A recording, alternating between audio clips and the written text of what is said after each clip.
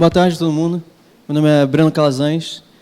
Eu sou desenvolvedor front-end na Vertex. E vou falar um pouco sobre React, que é uma biblioteca open source, JavaScript, para fazer desenvolvimento de interface. Não é realmente... Tem nada a ver com Reactive Programming, que ele falou. É outra coisa. Apesar do nome ser muito parecido. Então, não confundam. Bem, e por que eu estou falando de React, né? Para quem não conhece, a Vertex é uma plataforma de software como serviço para e-commerce. Hoje é a maior plataforma de e-commerce da América Latina. E a gente roda, basicamente, lojas muito grandes, lojas pequenas, lojas de médio porte, C&A, Boticário, enfim, Consul, Brastemp. E eu convido todo mundo que não conhece a visitar o nosso stand para ser parceiro, desenvolvedor. Pode ir lá conversar com o pessoal.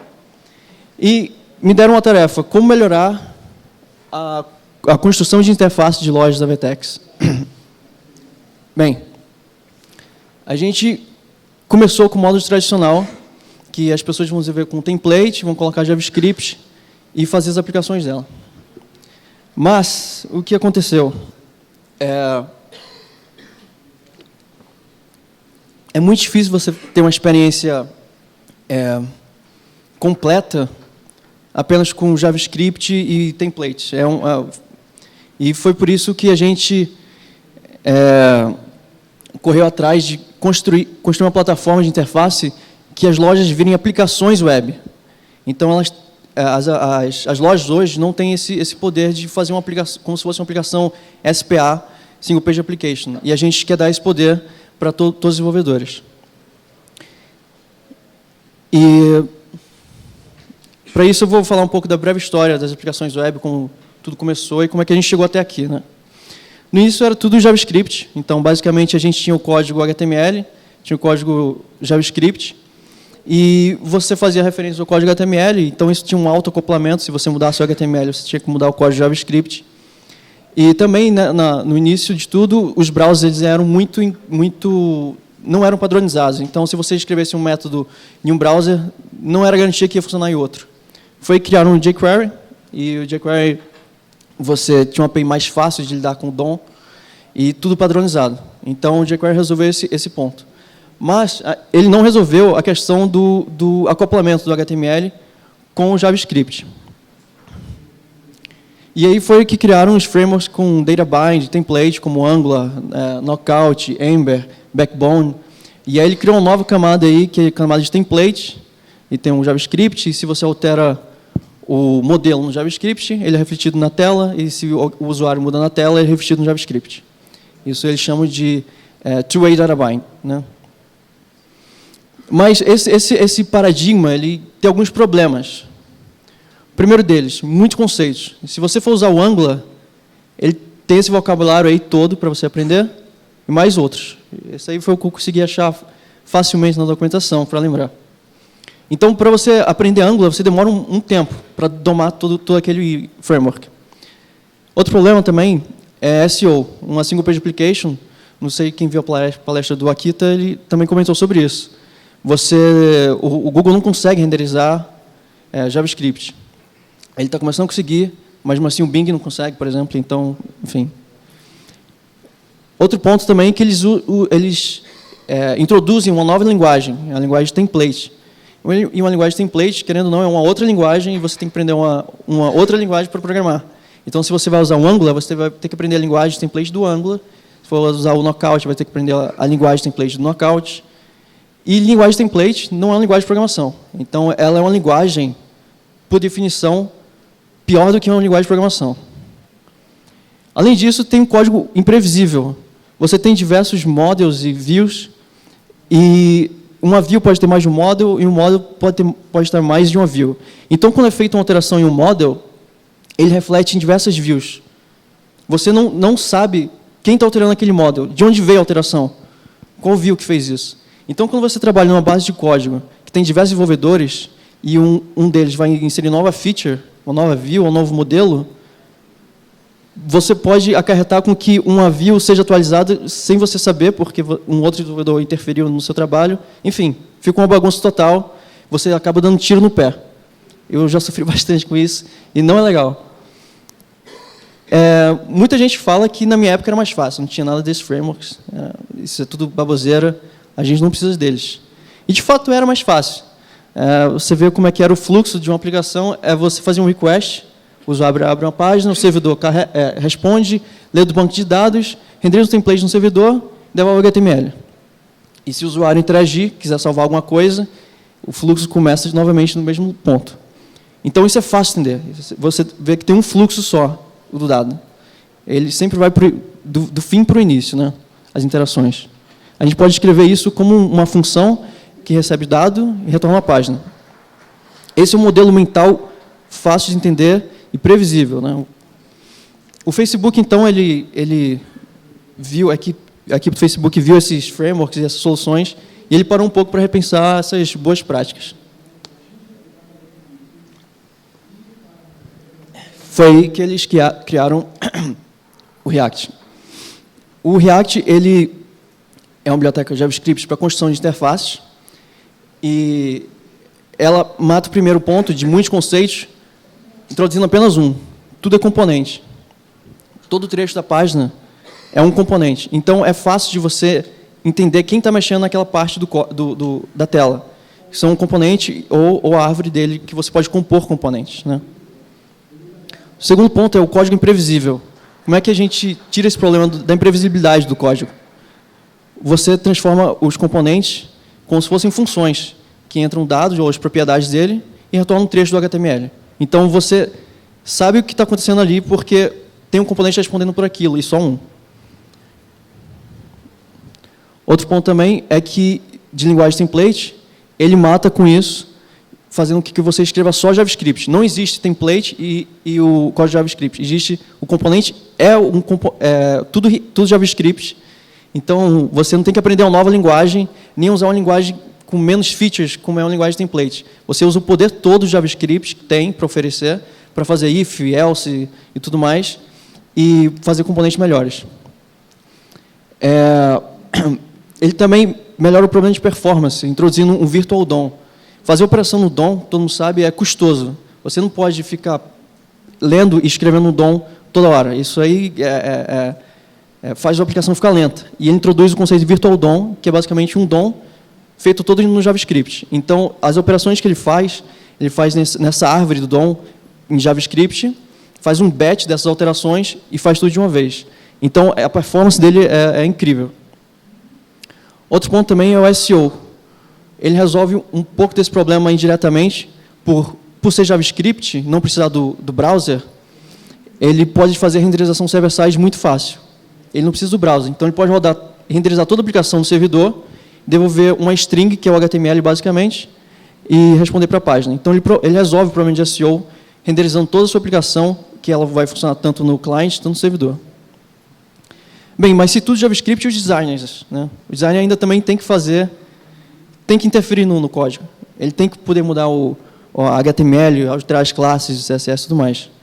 E foi por isso que eles criaram uma extensão da linguagem, chamada JSX, que você escreve as tags como se fossem HTMLs no código, e ele transforma isso em uma chamada de função.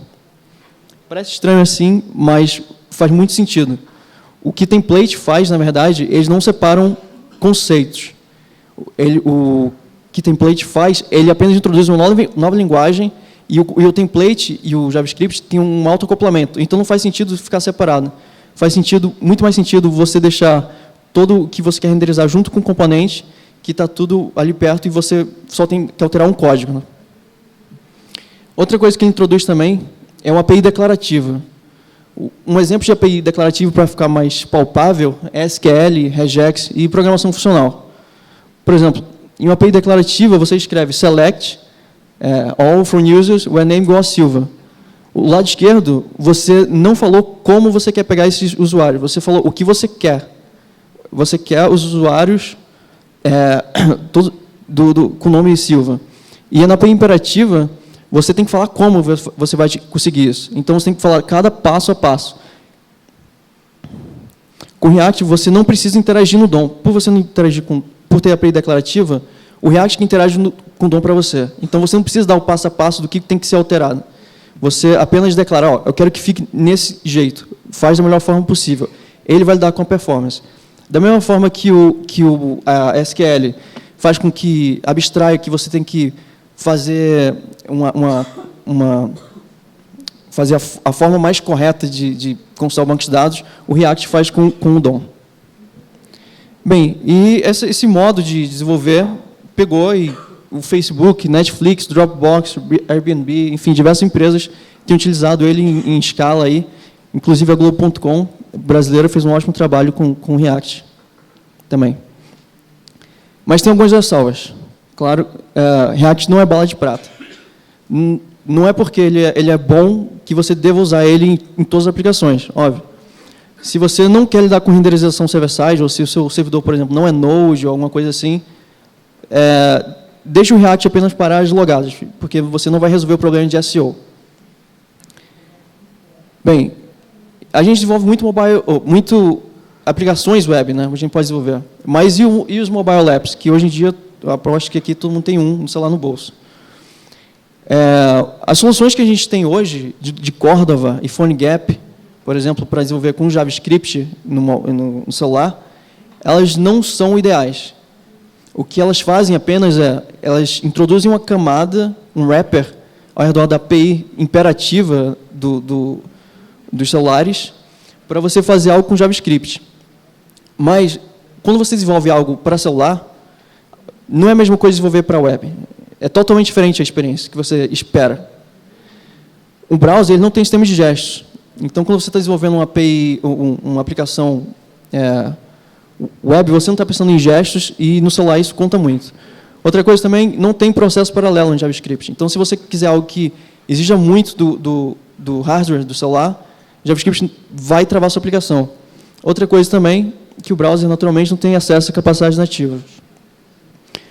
Então, é triste dizer, eu como desenvolvedor web, mas o ambiente nativo ele é muito mais poderoso que o web. Mas, por ser mais poderoso, também vem com custo isso. Isso não vem de graça, assim. E o custo que vem ele é um ambiente mais hostil. Hostil como? É mais hostil para as empresas e mais hostil para os desenvolvedores. Para as empresas, porque para ter um projeto iOS e Android, você tem que ter duas equipes separadas com especialistas diferentes, mexendo em computadores diferentes, em código diferente, linguagens diferentes, tudo diferente. Então, para você ter um investimento no mobile hoje, na experiência nativa, é muito complicado. E eles também, o ambiente mobile, os frameworks e SDKs que são fornecidos, têm uma API imperativa. E a gente já viu que uma API declarativa é muito mais agradável para o desenvolvedor, é também mais performático, já que você não tem que lidar diretamente com a performance, e é melhor para desenvolver. Então, o que o React tem a ver com isso tudo de mobile apps? Bem, o React foi feito para construir qualquer sistema de interface. E foi pensando nisso que eles criaram o React Native. O React Native é um framework para a construção de aplicativos nativos usando JavaScript e React. É muito importante frisar na palavra nativo ali. Não é um WebView, não tem HTML, não tem nada disso. O que ele faz ele roda uma arquitetura multicore, que roda uma thread separada só para o JavaScript fazer o processo assincronamente. Então, sua aplicação não vai travar por conta do JavaScript. Outra coisa também, que ele introduz a API declarativa do React, que é muito mais previsível e fácil de programar. Então, uma coisa também importante é que eles não têm o paradigma de escreva uma vez e rode em qualquer lugar. Não é isso que ele fala. Você não vai escrever o mesmo código para o iOS e para o Android, já que eles também precisam de experiências e look and feels diferentes. O que ele propõe é, aprenda uma vez e desenvolva em qualquer lugar. Então, se você sabe programar React, você vai conseguir migrar de Android para iOS muito facilmente, porque o paradigma e o modelo mental de desenvolver para as duas plataformas vai ser o mesmo. Outro lema também é compartilhe quando possível e vá nativo quando necessário. O que isso significa em prática? Bem, compartilhe as APIs. Então, se você fizer uma aplicação Android ou iOS, você vai usar as mesmas APIs do React Native. Ferramentas, você vai debugar o código JavaScript com o Chrome Developer Tools, com extensão para React nas duas plataformas. Você vai usar JavaScript, né, nos dois lados. E o seu código vai poder ser compartilhado muita coisa dele, mas não todo. Isso é importante. Outra coisa quando que você deve ir nativo? Você deve ir nativo quando não tem escapatória. Você vai usar uma funcionalidade proprietária do sistema operacional e você tem que recorrer às APIs nativas. Então, o React Native não tem como atingir isso. Outra coisa também é performance. Se você for fazer algo que exija muito computacionalmente, como processar uma imagem, sei lá, alguma coisa assim, você tem que usar uma linguagem mais de baixo nível do sistema operacional, como C++ ou o que for. Então, quando você quer recorrer a essas coisas de computacionalmente intensa, você vai recorrer às APIs nativas. E outra coisa também, que é um ponto importante de estudo, é que você pode manter os investimentos existentes. O que isso quer dizer? Se você tem uma aplicação hoje que ela funciona toda nativa, você não precisa migrar sua aplicação para React Native de uma vez só. Não é essa a ideia. Você pode pegar apenas um trecho do seu código rodando em React Native e todo o resto ser nativo, por exemplo. E aí você não tem que investir de frente tantas coisas, né? Porque, enfim, quem vai refatorar tudo e, assim, do nada, uma coisa que já está funcionando. Então, a arquitetura do React Native permite que você respeite o que já tem e vá migrando ou fazendo o que você quer com React Native. O Facebook ele fez um aplicativo do Ads Manager que ele tem uma experiência nativa, ele foi feito pelo mesmo time de desenvolvedores, não tem duas equipes, foi o mesmo time de desenvolvedores, e compartilha 80% a 95% do código. Isso aí é incrível, é incrível. Se você tem alguma equipe de desenvolvimento mobile hoje, você conseguir trabalhar dessa forma, ao invés de duas equipes separadas, você está ganhando muita eficiência com isso. Bem, concluindo. O React mudou a comunidade fundamentalmente, tanto a de front-end quanto a de desenvolvimento mobile. Ficou meio formatou errado aqui, mas o React hoje tem muitos estágios no GitHub, o que não é um indicativo óbvio perfeito, mas isso indica que a popularidade dele tem atingido diversos desenvolvedores. Outra coisa também, tem um ecossistema incrível de pacotes e bibliotecas feitas para o React. Então, além disso, você consegue muito conteúdo sobre React hoje, consumir isso, é fácil, já que está todo mundo querendo desenvolver e desenvolvendo com React. Bem, concluindo, o React ele fornece uma abstração simples, você lida apenas com componentes, ele é fácil de testar, já que apenas uma única API, só apenas componentes, é muito fácil você testar localmente, né? Você não depende de controller, do modo, do view, você pode fazer um teste fácil ali. Ele fornece uma API declarativa, o que é mais fácil para o desenvolvedor mentalmente, esse modelo. Ele também deixa os desenvolvedores confiantes, na medida que o código fica previsível, o desenvolvedor não tem medo de fazer uma alteração ou fazer uma nova feature, porque ele sabe o que aquilo vai acarretar. E também ele facilita a composição. Pelos componentes serem como se fossem funções, você pode compor os componentes e montar a página apenas montando como se fosse Lego, entendeu? Então, isso é muito poderoso por ele. Bem, é só isso que eu tinha para falar. Obrigado a todos. Então, mais uma salva de palmas para o Breno. Obrigado.